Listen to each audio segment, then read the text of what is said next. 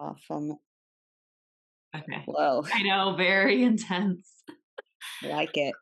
Okay, well, welcome, Lumina, Hi. or AKA Lumi Ray. Do you Yeah. go by Lumina ever?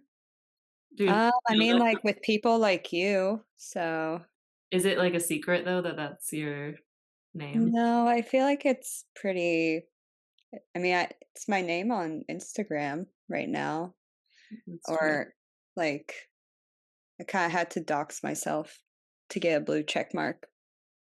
That is the craziest thing, but it's like I recommend that, the blue check mark, that's kind of the only way to, like, Not get deleted. yeah, and be able to Yeah. reach people if it does, but also it's like I feel Mhm. like they did that so sex workers couldn't have the blue check. Yeah, they're like, "Oh, well, they're not gonna dox themselves." It's like I know. but I don't know, for me, Lumi Ray is so close to my real name, so I was like, Yeah. it's not super hard for people to figure it out. I mean, speaking of these differences in names, Mhm. there's a difference between you and your brand, or have they fused? I feel like, honestly, from doing all the consultations with you, did I really even understand what that meant, Mhm, when I got into the industry, but definitely leaning into the chef persona more. Even mhm, though I'm not a chef or cook anymore. But mhm, kind of using that to my advantage and attracting a certain crowd has been really dope and has made my connecting with fans or people kind of more kind of just special because they're like, wow, it's not just like the girl next door kind of persona, but it's like a girl that like I would probably possibly I ran into in restaurants back in the day, a girl that's been in the weeds, been behind, real human. And but still this like obviously like really hot still fantasy that you have. So it's kind of like the girl next door, I guess, but just in a more like gritty way is kind of where I feel like the direction I went with it. mhm, Um, versus me in my day-to-day life, I'm very DoorDash food. I've like, um, like I'll use it to my advantage just for social media, really.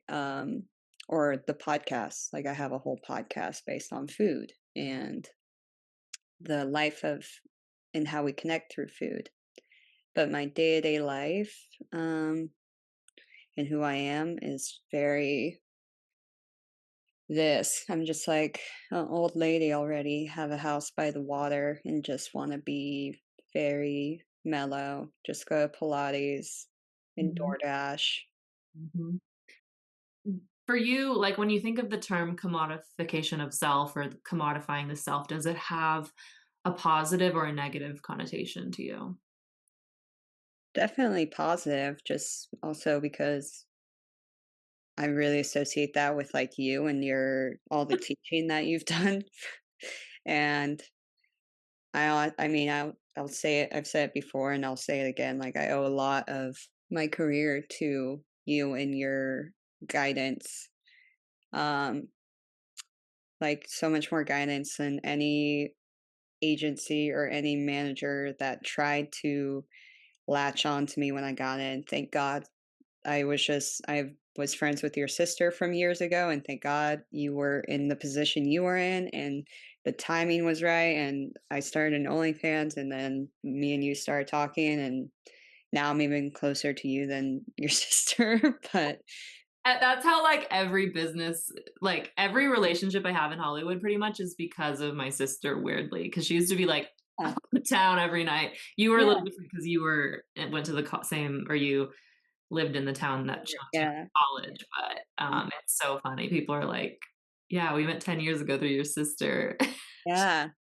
No, she's a networking queen. You both have it in you. Oh, That she just was, like, did the millennial phase of networking, like, I right. don't even believe in that level of networking, and she doesn't either anymore, but it was, like, she used to go to, like, 5 parties a night and be like, "Yeah, I'm this business person," and she had no business, like, She was a model, so but somehow it worked out She has all the right contacts now, so and fine. that's honestly in Hollywood, that's really what opens doors, unfortunately, is just knowing the right people. Yep. But yeah, I don't know, I'm just like I feel like I got so lucky with, yeah, meeting you and getting into the industry and not knowing exactly what route I was gonna take, but I did know, like, I didn't have it in me to create a whole new character and then be just like because Mhm, just as a person in life, I've always been a sexual person, and so mhm.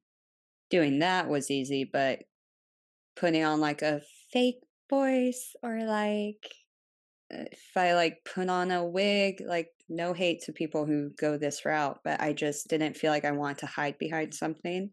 A lot of times I think it's either for protection or that's what makes those girls comfortable with doing sex work, so I totally understand. For me, I just it didn't really make sense, and so when you told me to lean into the naughty, like, cook kind of persona and just Not even stick naughty cook, to just, like, be a cook, like, be have a real job while also doing sex work and horny yeah, people wanna yeah, that and then also when I started to be in the industry, um, yeah, just kind of focusing on that brand, like, getting to go do acting and do shoot mainstream porn was very cool, and it helped me for sure, like, blow up in some ways, but thankfully always, prioritizing the page because now it's, like, my main income, and I make enough to be here, and I don't have to rely on studio work, Mhm. Do you so feel like that I'm gonna ask a specific question and then a general question applying to, like, okay. everyone, but specifically for you, do you feel like doing mainstream scenes watered down your brand at all? Personal brand at all? And then the second question follow-up is, do you think that it's possible to sell yourself without exploiting the self?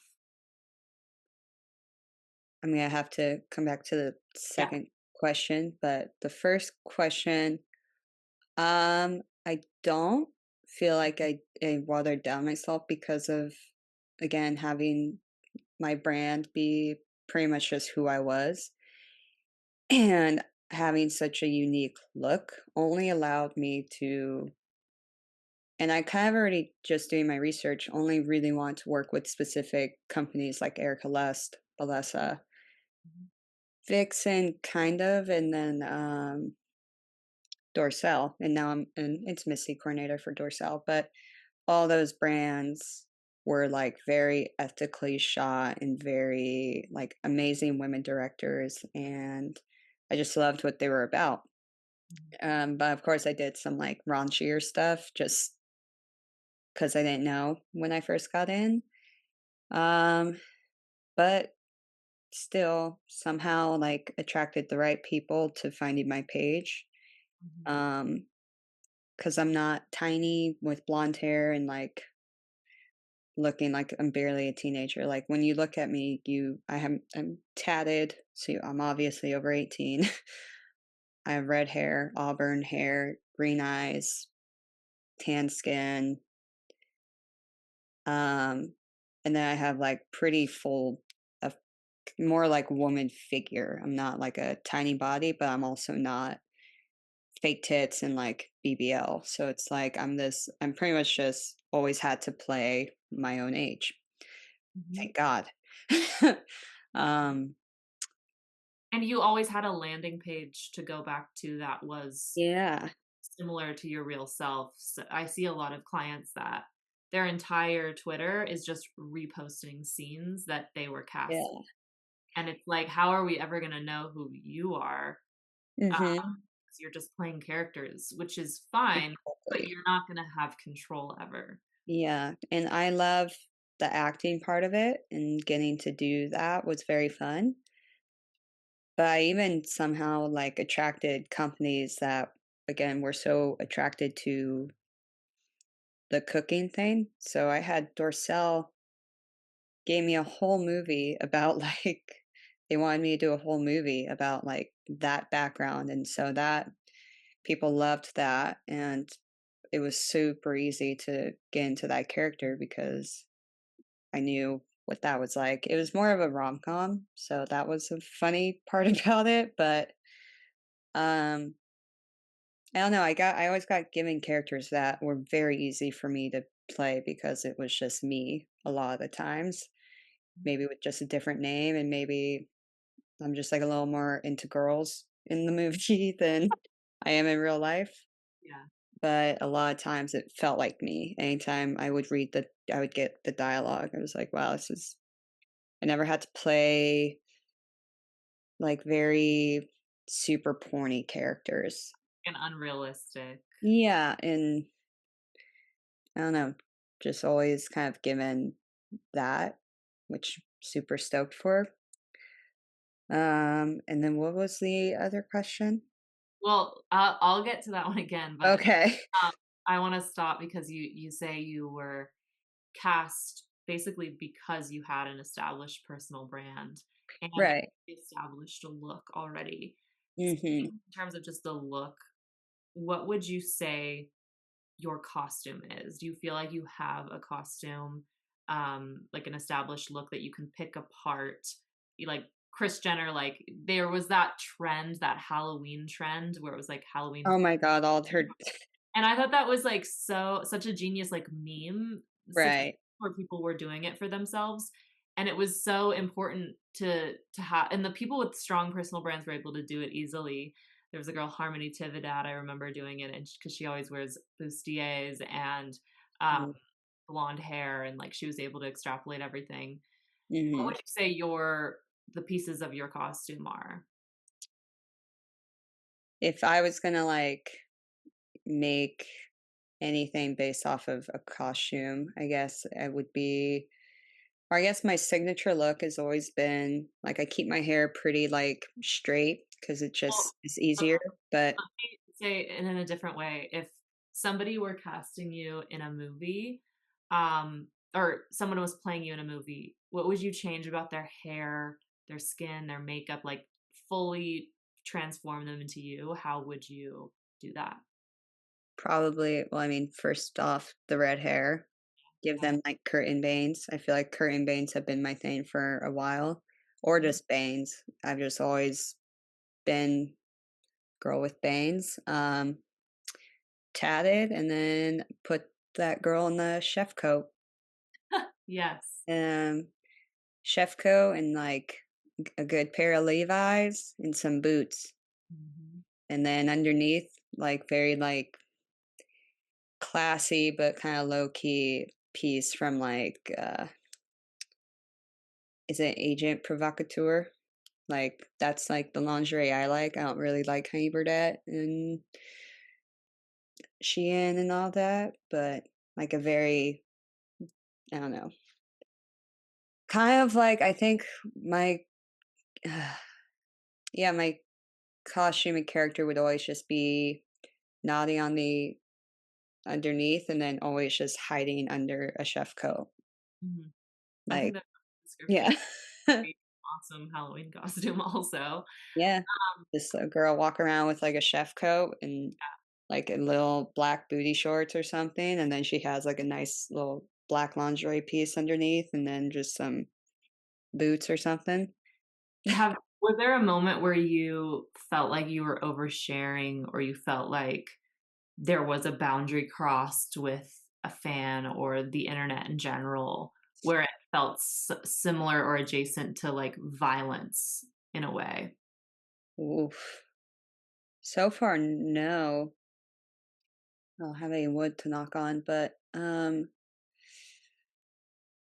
I mean, Maybe violence is a strong word, I but know, but I mean, I guess, I because I'm pretty good at keeping, family off social media. I feel like that's my biggest concern usually, or, a partner if I'm dating somebody and they're not, you know, someone in an industry or the industry. and they're very low key, which I usually date very like private people. Mhm. And I feel like before all of this, I would overshare with people and I didn't care because to me, like even just doing this job in the past and where I've gotten to now, I mean, I think oversharing for me has always made me feel like, well, now you guys can't use anything against me. That I took my power back by putting all of it out there, and so good luck. Mhm. So I feel like it's just I've kept anything more just like family and information that's like more sacred in my relationships that have nothing to do with this. And so thankfully those have not been crossed or really muddied. Mhm. Um or kind of I don't know, fans haven't gone after those people. I think maybe like I've even told my mom if like anybody does try to follow her and they look suspicious and then they comment something about me, I'm just like block them. Like that's what that button's for. Um Mhm. yeah, no, I don't know. Like even like when people come up to me in public, they're usually pretty their energy's pretty timid. Mhm. I feel like I tend to scare people. So Do you attribute that approach, that respectful approach that you get to being similar to yourself, your real self online? Because yeah, I kind of let fans know that there's a difference, there is a boundary, and there has to be mutual respect in order for me to like I will totally give you my time and love like, chatting on all the pages. And again, like because I share so much of like my love for movies and cooking, I do attract a certain crowd where people want to have real conversations and not just, you know, horny things. uh Which, I mean, I have a lot of those conversations too, but that's for only one specific page. Mhm. And so I think I've just been very good at being like, even on Twitter, like I don't really even share super graphic stuff or explicit stuff on Twitter. Because I'm like, I'm not gonna allow comments if I post something like even topless. Mm. Because I'm like, I don't you guys don't like that's weird. I don't know. You guys don't need to be commenting Mhm. your thoughts like that. There's a page and I'm promoting that page. You want to go be nasty on that page, not on public stuff, especially just with everything getting kind of so just all of us getting Yeah. I deleted mean, Twitter is more, like shadow already. banned. So I'm kinda just like, it's not even just like making me uncomfortable for you guys to do that. It's more just like, hey, let's just there's a space for us to go talk like this. It's not here. If anybody ever comments stuff like that on Instagram, you're immediately blocked because I'm just like, I'm not trying to get shadow banned and Mhm. I'm not trying to and I don't really post like I post like videos of deer the other day or like nature. Like And I think that's I've super had important to just to. kind of had to keep it clean. I mean, it's just, we're all, I feel like we all are just trying to adapt to everything being more PG, unfortunately, and try and figure out these new niche ways to promote without actually promoting, without sending a link, without like posting booty pics. So I've just kind of been under the radar with that. And so they've I feel like it's just kind of allowed this new kind of like, you respect me, I respect you. I mean, that's how I feel with anybody, whether it's a colleague, a friend, a partner, a fan. Mhm. Just respect me and I'll respect you. As soon as you cross a line or you are asking for more than I've already told you that I'm willing to give, then we can part ways. Mhm. And I think it's so important to like build up that PG or female Mhm. or non-straight white horny male audience Mhm. because of all the threats of the platforms. But I also think it is a blessing in disguise because I think that the people that lean on just being a horny OnlyFans girl or, a lot of those bop house girls, their marketing tactic, which is smart, is like, I'm the richest bop on the internet. And people want to know why they're the richest bop on the internet. So they go and buy the OnlyFans, which is Right. kind of genius, but it's not sustainable in my opinion, because if you don't have like Yeah. a different audience other than male porn consumers, you are never going to be able to do anything but porn. And this may be a boom that we're experiencing in this lifetime. And just like comedy and podcasting and, like radio, there's been booms of all of these industries. And uh, Yeah. you might just be in a boom. Hopefully not. Hopefully it lasts forever. But Yeah. you should have something else to lean on. And that's why I recommend implementing parts of your real self uh, Mhm. when commodifying the self. Do you think it's possible to scale a personal brand without losing intimacy? I mean, I think it's definitely possible. I feel like I've done a really good job at that Mhm, because I also don't have the same desires as a lot of people who I see do that. Like, do you want to kind of go a little over the top with exploiting and mhm. get their nut?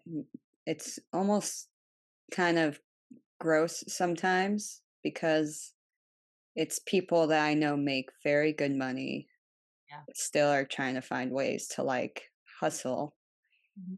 But sometimes it's exploiting their fans or Mm. themselves in a very, Like always taking it to the next level, whether that yeah, and whether it's a scam or or like a new class they're trying to like when I don't know, like try and teach a class on like to become a billionaire or like become a sex god. And I'm just like, just because you shot porn does not mean you know good sex. Mhm. There's a lot of people that are in porn that don't know good sex. It's stuff like that. And I don't know, but you can. I think it's very easy to be in this industry, be in any industry, whether it's Hollywood or porn, or I think it just really comes down to what do you want out of it? Because Yeah. some people, that is what they want. They want fame, they want money, they want exposure. And I get it. But honestly, for me, getting any of those things has just shown me how much I've benefited from it. And I'm very grateful for those things. Mhm, But they're not things that like are what keeps me doing what I'm doing. mhm. It's more about the building a community and I make enough. I make enough to like live a comfortable life. And I remember being a struggling cook. So I'm just in this cycle of always kind of being grateful versus needing and wanting more or chasing. Oprah says, "What you appreciate appreciates." Exactly. I think that's very. I think people can easily exploit themselves for more money in Hollywood and in porn. Uh, Mhm. but to me, it's unsustainable. Like you might make Yeah. for a few years, but if you take it as far as you can take it, then there's not much left. That's why Hollywood can be kind of just insane because Mhm. people latch on, and when they know that they can manipulate you, then you get talked into doing a lot of things, especially when at the end of the day, your whole thing is to make money. In Hollywood, there's people who want to be an actor and there's people who want to be famous. It's the same stuff with porn. Mm. I've Yeah. met a lot of people in porn that just want 500K followers and 500K in the bank account Mhm. or, however, whatever their number is. Yeah. That's what they're chasing. That's their goal.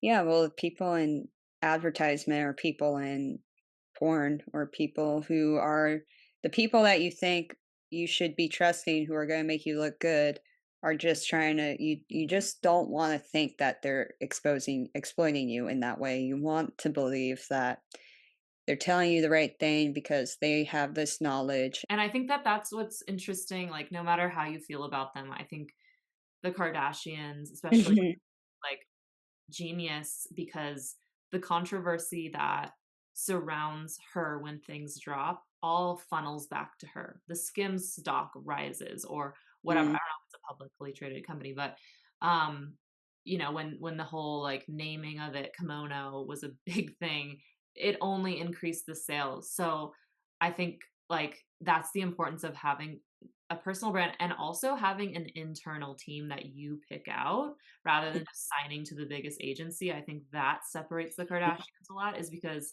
their mom also has 2 horses in the race, 1 money and 2 being their mom. Like she yeah, doesn't want she doesn't want her kids to kill themselves, I presume, or to right. lose it or to be canceled and she is a publicly tied to them too. So it affects her. So she has 3 horses in the race. Um, Mhm.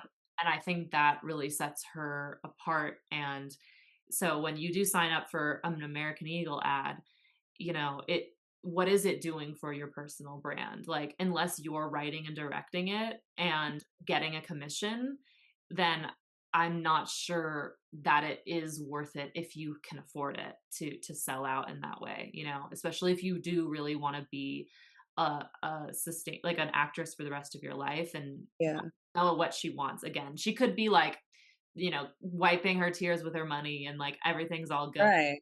and she's laughing, but I'm not seeing the vision, and I don't know who is seeing the vision besides men that only look at numbers, and I'm sure if I Mm, brought it to her team, like, "What the hell was that?" They'd be like, "Well, she made 5,000,000 and the brand made 400,000,000, so that was a success." And it's like, right. that was a success, but what is gonna be the repercussion for the years that follow? And the agencies are trained not to think that far.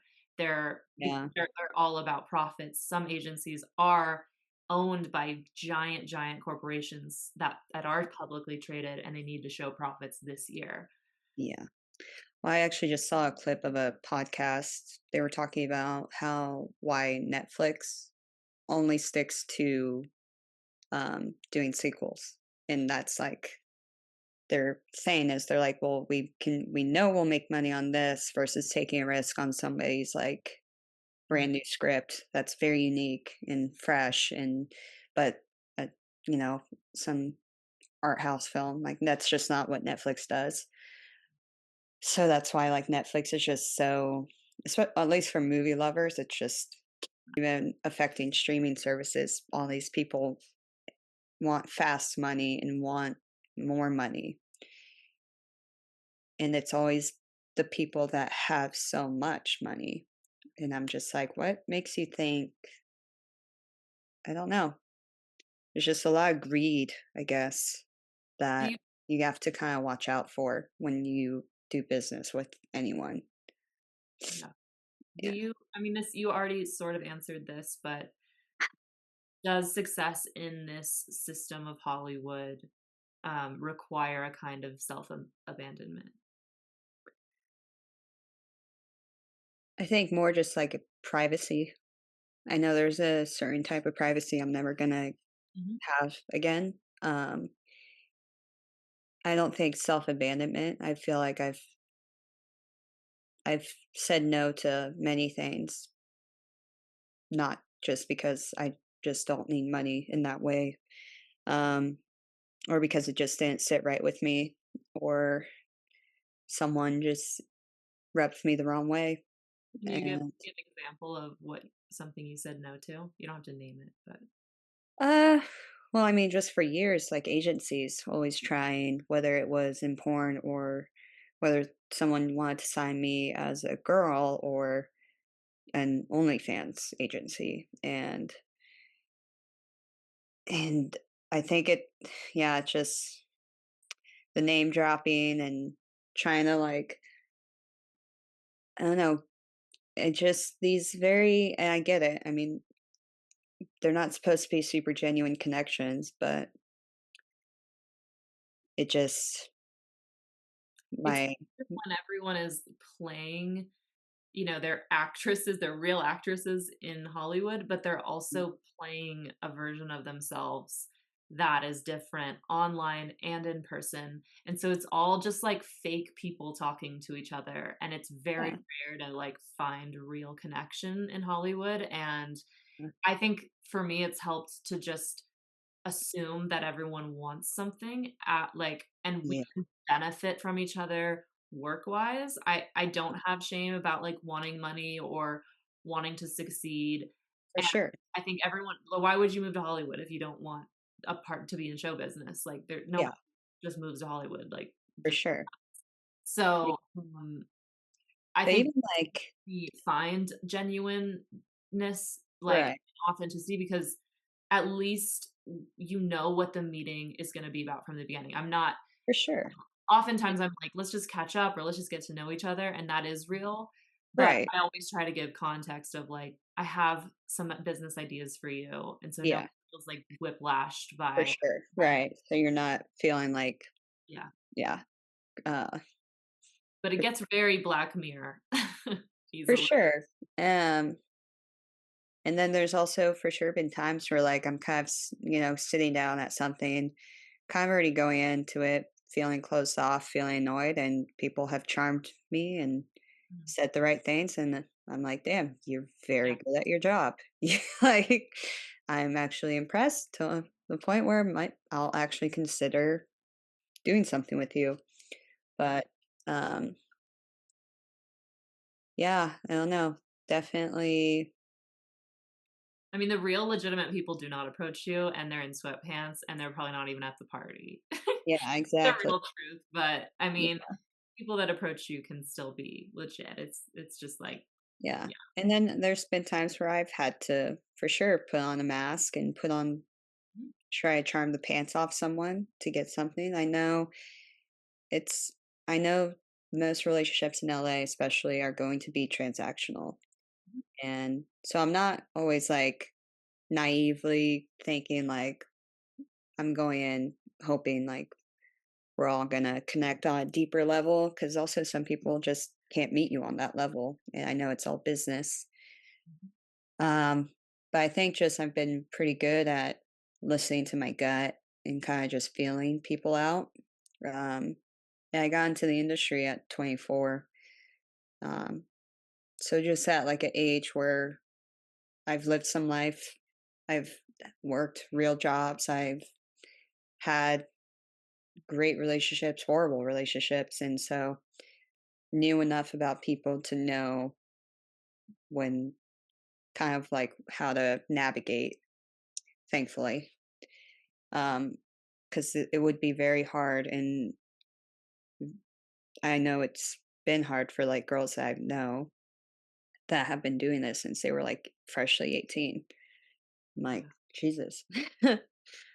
um, 18, you're a teenager, and yeah, I'm just like, I cannot imagine having this kind of money mhm, at 18 or being given like having that exposure at 18, knowing, just I mean, and what would yeah, there's one person that I'll use as an example though that she's um stayed grounded in who she is, and she's been in the industry and kind of always just knew what it was and how what she needed to do to benefit from it. And she's created a very good life for herself is Vanna Bardot. Like she's been in it since she was 18, and she's one of the most like emotionally mature people, good head on her shoulder, good businesswoman. Like she's been in it and been in that kind of light for since she was 18. yeah, And thank God, like she's just one of those people though that she seems pretty solid as a human being. Because some people, I mean, my nervous system would be so fucked, and I wouldn't know what was right, what was up, how to negotiate, how to talk, how to go on a podcast, or like, mhm. yeah, I wouldn't know. Like, Like, told who you are when yeah, especially back in the day and even these porn agencies, I think Riley Reid talked about this. She used to be a different name, but then the porn agency she was with, or maybe she was talking about somebody else, but the Mhm. porn agency she was with like 15, 10 years ago, they owned the name. Like they trademarked the name of whatever she was before Riley Reid. Or Whoa, maybe it was Riley Reid and she had to buy it from them or something. that But see that that. was like the craziest thing I've ever heard about. Like that is so Black Mirror and interesting to me. And like I'm so glad that people are starting to realize the power of a personal brand and Mm, be able to sell a similar version of yourself online, because it did not work. And I thought about it and I was like, why the fuck would men be the directors of porn? Like they're not like they don't know what other men want. That is the person that is those are the people that do not know what men want. Like gay guys right. and women know what men want, not men. So I was like, why have they been doing this for so long? They're the worst. And they think guys want like, full glam at 8 in the morning and bad lighting and a bad script. It's Yeah, no, nobody wants that. And no. so I found that like I was like a revelation of mine. I was like, wait, why are they making such Like, bad why did they give them a camera? Why did they think but why would this be a good idea? Yeah. yeah. Like that meme that's like, why would a man be there? Why would a man Why be would a man be there? It's actually pissing me off. there? Okay, how do you rest when your identity is the business? Oh god. Never. Yeah, I'm like, I don't know. I'll take, like, social media breaks here and there. We're not even, like I won't delete the app or anything, just I'm just a little more quiet on the apps, Mhm. just because I'm like, "I need a break. I can't be on or I'm just not feeling it. I'm feeling very low energy." Because at least with OnlyFans, it's just, like, chatting mostly, and that's fine versus, like, I'm not on there, like, all day flicking my bean, like, doing a live stream. I would probably make a lot more money if I did that, but I don't know. I do things when I'm in the mood to do them, and thankfully, my fan base is, like, very patient, very okay with that, um, versus I mean, I think, just staying consistent with keeping a connection is what is gonna always be more meaningful, but yeah, I don't know. I definitely go give myself some time here and there, and honestly, the movie out of LA has given me that big time, like being in a place where I get to go walk in the woods or walk at the ocean. I That's like been a big thing for me always is environmentally, like where I am is like always going to rejuvenate me in this way. So, I had like a confrontation from a friend recently because I kept partying. Like I've been like out and about ever since I like got out of the hospital. I'm like, I'm a teenager again and I need to like party every day, which is insane. Or every time I'm in LA, like because I also split time. So it's like I yeah, pendulum swings harder when I'm there. I know you said you don't do that, but um sometimes. And then I I yeah, immediately and then you're like, you regretful, yeah, and so my friend was like, "So you keep saying you're going to, like, these parties and things for work, but it's not for work. Like, stop saying that, like, stop lying to yourself." oh my And I god. was like, "Honestly," and ever since I stopped doing that, I feel so much better with the separation of work and play because, Yeah. like, I just wanna go to this party even though maybe I met them through work, I just wanna go to this party, like, just to party. Yeah. And it leads me to not feeling guilty because a work thing didn't happen there that I was convincing myself it would. Um, Mhm. so that's the tough part for me is like most of my friends have been clients or work in the same industry, Mhm. and that's always a little bit like that gets hard for me. But that's been helping. It's like, okay, I'm not here to talk about work with this friend, and let me make Yeah. abundantly clear, if not to her, to myself. To yourself. Yeah. Yeah. Well, that's nice. Yeah. Yeah. Um, I feel like people in LA go out to either network or fuck. So it's like, yeah. Like, can you describe the feeling of being the product that you're marketing? I think it can be a little overwhelming at times because I try to kind of be as authentic as I can, or at least as honest as I can about being a person and being a human because, of course, yes, I'm selling something, but there are days where I don't want to be Lumi Ray, and it can be very exhausting. And to know that there is no turn off. I mean, at least if I really wanted to, I mean, I could just delete everything, delete all my social media, and go live even more in the woods than I am right now. But I don't feel like it's the best to just abandon everything that I've worked hard to get. So trying to remind myself of how far, and that can be very rewarding when I Mhm. reflecting and just kind of like allowing myself to enjoy it, trying to get better at that versus thinking I need to be at a different place um or just like yeah. But there are days where I'm just honest with them. I'm like, I'm just not chipper, or I'm not as Mhm. in it as I should be or I could be today. I'm just very need to have my space. Do you feel like you could get hit by a bus and things would still be able to like, your personal brand could still feed your family? Like,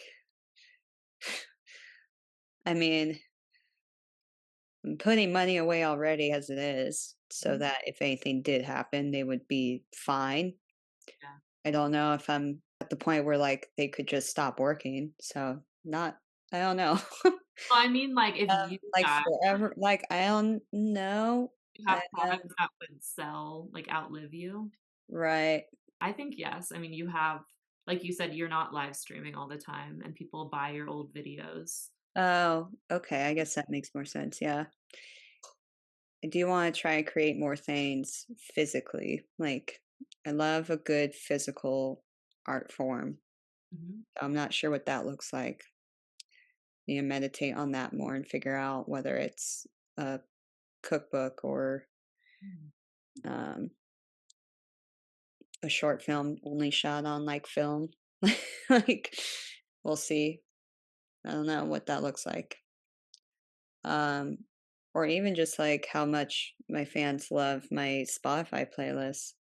I don't Yeah. know. Like, that will always be something that hopefully they find connects them to me, Mhm. or anyone if I Does leave that sooner creep than expected. does that creep you out that your personal brand could outlive you? Not necessarily. I think part of the reason I even wanted to ever be some sort of famous was to not be forgotten. Mhm. In a very weird way, I wanted it there to be proof of my mark on the world. I never wanted to just be a passing face and just another person that, yeah, I die and life goes on in a Mhm. weird, selfish way. I don't think that's selfish. That's something that everyone contemplates, whether or not they wanna be famous or Well, I just mean, that's why people have kids, and I've also always been someone that I don't know if that's what I want or if that's in the books for me, in the cards for me. Um, so for me, it just was like if I'm your children are your legacy or your family, and I love my family, and but to me, I felt like yeah, I want to put my name out there in the world and be known and make a little crash and I don't know, just be it out there. And now people know me, they see me, and at least while I'm here, it feels like I can appreciate it.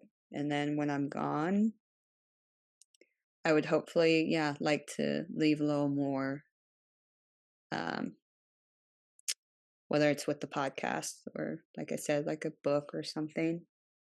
Yeah, something like that has more of me in it, mhm, like a part of me that, yeah, I don't know, that people can always go back on. Like the fact that Anthony Bourdain's no longer with us, but you can still read his books, watch his shows. They're all streaming on everything now. is, like, so sacred, and so, I don't know, to have that something out there in the world that people can just be like, "Oh, she's not here anymore, but I can go listen to this really like sweet conversation she had with her mom that one time on the podcast," or yeah. I think, like, Anthony is a really great example because he was so, um maybe it wasn't himself and he was, a very different person behind closed doors, some people are, but whatever that was that he showed the world was seemed at least, but I think it was real, like, was so authentic, Yeah. and I feel like people that play characters constantly, or they don't do many interviews, or they really don't show themselves, which is fine. Mhm. Those people, they're not remembered necessarily for who they are, but maybe that some characters that they've played, and that is, sometimes I think less impactful, but Right. I don't think that that's a weird want. I think it's weirder to pretend that you don't want money or fame than it is to say Right. Yeah. so. For I sure. commend you for, like, just being honest about that, and I think that, yeah, not wanting to be forgotten is a very human and animal, I think, too, like, respond, Yeah. like, why do animals procreate? Like, Yeah. I don't To know. Maybe to it's leave just some in their sort nature, of they don't think about it, but I feel like it's also to spread themselves, even if it's yeah, unconsciously or leave a lineage, to leave a part of themselves behind. It's for sure. Um, when I interviewed Lori, she would say that behind closed doors, he was painfully, painfully shy and very introverted. And so for someone like that to get fame was very hard. But yeah, I'm sure he, on some level, was pretty aware of his impact that he had. But it is like incredible that even I think he died in 2018, so it's already been that long. And I think even in like 20 years, there's going to be freshly like 18-year-old chefs discovering Kitchen Confidential, and it's going to speak to them and open up their whole world. And so I don't know. It's like to leave something like that behind is so profound. And someone like him, he like wasn't even really trying to do that. He just always all of his art is so much of just his own like chaos of what was going on inside. And then when he traveled, it's the way he observed the world was very yeah, he was able to shift like a whole generation's perspective on travel and being open to the world and open to connection. So to leave something that I think can make people wanna do better in life is even more, like, crazy, like, that he was able to do that. I don't know. do you think if people don't sell themselves that someone else will?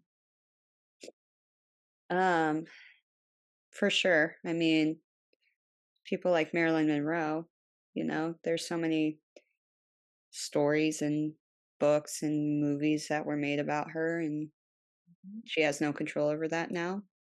I was just talking to Luna Sophia Miranda, and she was like, I always say, remember SAM, the acronym SAM, someone's always making money.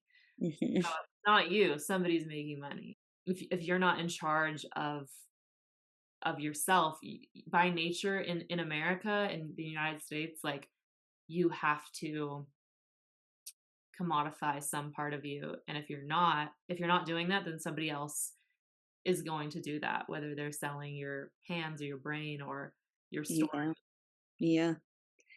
No, I mean, my favorite example, um, Mariska Hargitay just came out with a documentary about her own mom, Jane Mansfield, who was Mhm. another kind of like bombshell blonde, Marilyn Monroe looking type of actress. Yes. Um, but even before this, yeah, years of signed photos or posters that people made and her image that people used, or even books that people wrote. Mhm. But I think it's so incredible that her own daughter, thankfully, maybe no one was even allowed to make a documentary about her before, hopefully, but thankfully no one has, and that this was the first time that you actually it's such a beautiful, like, documentary, made me and my mom cry a lot. Um, but yeah, that she got to tell her mom's story, and it wasn't some, like, TV executive, owning the rights and having a I don't know, someone else who was just like a Jane Mansfield fanatic a part of it. The idea of life rights is so insane, and Yeah. I mean, people do still profit from Juice World and Michael Jackson, and Mhm. thankfully, I think both of them, at least for sure Michael Jackson, it goes back to the family, but there has to be other people that make money from it too, other than the family, and that is really eerie to me, but I think also cool. I think, like, the fact that somebody you can make such a, you know, a business just on yourself, not obviously if Jeff Bezos died, Amazon would still go on, but, Right. um but I think it's really cool when you can commodify yourself and do it, or a version of yourself like Anthony did, that, like, can live beyond you and profit beyond you. Like, he's still selling books from the grave, and I find that really interesting. Mm. Um, and I mean, Monet and y'all, all these great artists that are still exist in our minds today, and people still sell posters of him and his art. It's like just very interesting to me, and that's why, like, the commodification of self has a positive, like, it's more of an empowerment, it's, like, supposed to be kinda like, "Ooh, that feels wrong to say that," but I think that in this capitalistic society, like, you have to commodify one part of yourself, so you might as well own it, and you might as well be in charge of it, like, what you sell, um, Yeah. and I speaking of that, like, one final question I have for you is, do you think that with that theory that I have, or that truth, whatever it is, like, everyone in the United States for the most part sells their body, whether it's their brain for coding, whether it's their hands for construction work and their strength, or Right. whether it is their body, like their erogenous parts of their body, their sexual parts of their body. Do you think that that sex work, um, should be distinct from people selling those parts of their body? Like, because 'cause I've always thought about it like, we're all selling our body in some way, or Right. ourselves in some way. Why should sex work be in a different category? But perhaps it's important to keep that separate. What do you think, as someone that has sold many different parts of themselves? Yeah. Hmm.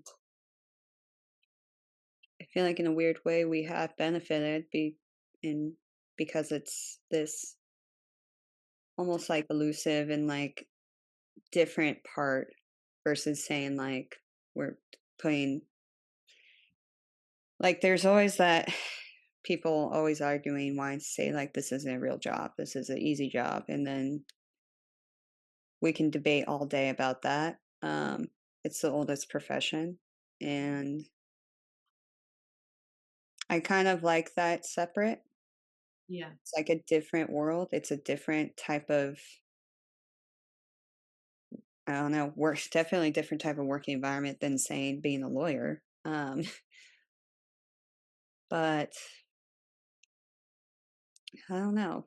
Like, I feel like in a weird way it has been more beneficial because no matter what, it's gonna make money, Mhm. even if you try to take it away or it's always sex work at least is always gonna be a part of the world, and then people will pay more money for it or, even what you're what we've talked about, um, the plot that you told me about, like, that's like, was super fascinating, and that I want definitely movies like that or stories like that to start kind of taking place in order Mhm. to kinda give us an idea of what the world could look like or would look like, if if they do try to erase sex work. Um, Mhm. so I don't know. Yeah. I mean, Luna said, like, she wishes it wasn't so distinct, but it's never Right. gonna not be distinct in this lifetime of ours. It's always gonna be taboo. Maybe It it is always taboo. always has been in the history of the world. In a She had weird so she way, had that's it in a it's weird way, that's it's why. brand. It's Yeah, it's yeah. its own brand. Sex work brand is being taboo. It's being this thing that people just can't wrap their heads around, and they when people find out what I've done or what I do, and it's, a civilian. Anything an extreme thing at all Yeah. It's is profitable. Like, yeah, that's why athletes make a lot of money too, you know? Any entertainer, it's like, wow, that's so wildly different than from just going to work and doing a 9 to 5 yeah, that I need to see this, and it's like a coliseum too. It's like, yeah. we need to see Oh, crazier, it gnarlier things almost every day, otherwise. like you're almost like a different breed of human, and in a weird way, sometimes we are. Like the people that shoot porn, worse. Yeah, I don't know. There's obviously something in our brain that is not in other people's brains that just to us it feels almost mundane to shoot porn. It doesn't seem like this crazy thing. It doesn't feel like this crazy thing. It's a job and we enjoy it, or it's just but then, I guess in a weird way, it is kind of similar to the sense like you meet someone, they say they're a fucking neurosurgeon. You're like, I cannot imagine going through 12 years of school and you can't wrap your head around like how the fuck do you have all that knowledge? How do you do that? That sounds like a crazy ass job to do. How do you sleep? How do you eat? Like how do you even date when you're a neurosurgeon? Um so it's kind of like that in a weird way where it is. It's like some people sold themselves by having thousands and thousands of dollars of college debt. And then there's people that start shooting porn right out of high school and they make a lot of money, but they may feel like you have a part of yourself out there that you're never gonna be private again. That's never going to just be yours because there's a part of you now that the internet and the world feels entitled to knowing, seeing, having access to, and being a part of your world now that you've allowed people in. Yeah. And I think about it like, if you were working for a company instead of Hmm. running your own personal brand and selling yourself. When you're working for a company, there is no way in hell you would agree with every standard that they have, every belief that they have, every moral system that they have. Yeah. So, like, if you are doing 10% of the things that you wouldn't do if it wasn't for the money, I think that that is a massive success of a shift in being a part of the capitalistic society that you kind of have to participate in. Hmm. I think it's a bigger fuck you to capitalism. Like, I see a lot of than working for a nonprofit. I really do. Yeah. I think it's like it's more sticking it to the man than working for free for and trying to be ethical. I think Hmm. you get to actually see every decision that's made. You get to make that decision. You have a lot more say in what you get to do. And Yeah. then it's like your whole tool is your body. And Mhm. so advocate for yourself, stand up for yourself. Mhm. You definitely learn how to do that. If you already don't know how, like, you definitely learn fast in the porn industry. Mm. Um, I learned by cooking with a bunch of men in their 40s. So God, I didn't survive 2 weeks as a waitress because of the cooks and it's stuff. rough. It is not an easy environment. I actually compare. restaurant life to being on a porn set all the time. It's very similar. That would be a good Similar, article. especially if, like, shit hits the fan, like, on a set. If something's just, like, a light fell or, like, a camera's disconnected, like, something's not working, and all of a sudden you're like, "Okay, we all wanna get out of here at least by 3 p.m., so let's all work together." And it's such a I can imagine it's, like, such an interruption in your flow too for both jobs. It's like, Yeah. I was just so in the zone. Like, I remember time not existing when I was working in restaurants, and yeah, I could that would be a really interesting article. I think you should write about that. But yeah, I was gonna say something else, but I forgot. Hmm. Um, but this was so great to talk to you and such an interesting Yeah. conversation, Oh, and yeah. I'm so excited to chop it up and edit it for Yeah. This'll be fun. yeah, Share with the world. yeah.